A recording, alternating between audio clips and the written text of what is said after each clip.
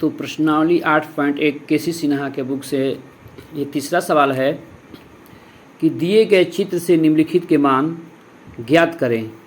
यदि A B 12 cm दिया है, बी सी नहीं दिया है और ए सी 13 दिया है तो साइन थीटा, टेन थीटा और तीसरा है टेन ए माइनस कॉट सी का मान ज्ञात करना है।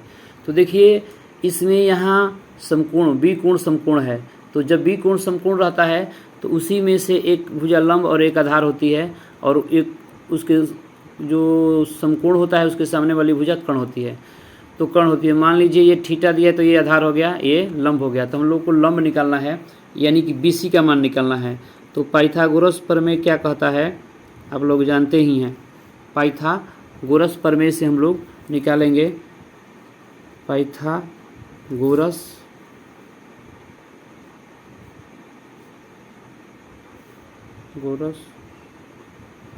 प्रमेय से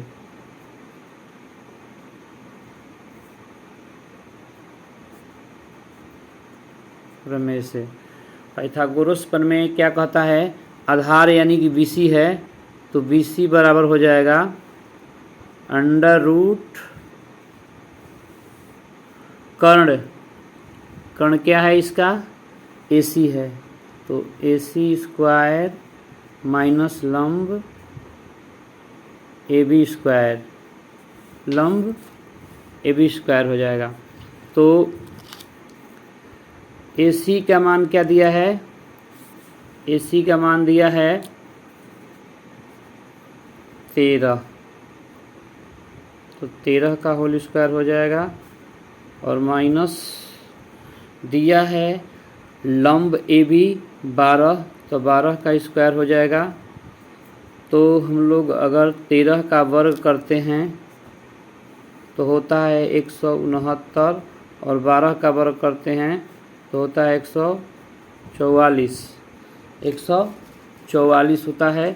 तो इस प्रकार से हम लोग घटाएंगे तो 169 में से 144 घटेगा, बचेगा 25 और 25 का वर्गमूल होता है 5।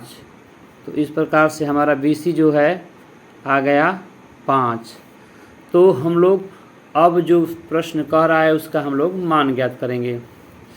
तो देखिए साइन थीटा का मान पूछ रहा है, तो साइन थीटा बराबर होता है लंब बटा कर्ण यानी P बटा H, लंब बटा कर्ण P बटा H। तो हमारा ये H है, समझिए गए हैं। अब देखिए जब थीटा ये है तो इसके सामने वाली भुजा BC, ये BC क्या हो जाएगी लंब, जो कोण कहता है उसके सामने वाली, यहाँ थीटा पूछ रहा है ना तो इस यहाँ पर थीटा है तो इसके सामने भुजा कौन है BC, तो BC क्या हो जाएगी लंब। तो लंब BC जब होगी तो BC का मान है, लिख देंगे BC बटा में लंब कर्ण AC हो जाएगा, ठीक है। तो BC का मान क्या है 5 और कर्ण AC कितना है 13, ठीक है। इसी प्रकार से टेन थीटा का पूछ रहा है, तो टेन थीटा का होता है लंब बटा में आधार P बटा में B। तो लंब यानी थीटा कह रहा है तो थीटा के इसके सामने BC है तो BC क्या हो जाएगा लंब हो जाएगा और कौन आधार AB होगा। तो BC है 5, AB है 12 यानी 5/12 होगा इसका आंसर। इसी प्रकार से पूछ रहा है ten A minus cot C। तो टेन का होता है P बटा में B, लंब बटा में आधार, और कॉट का होता है आधार बटा में लंब B बटा में P। तो यहाँ देखिए टेन A कह रहा है, टेन A के सामने भुजा है BC तो BC लंब होगा, लंब है 5 और इसका आधार हो जाएगा 12।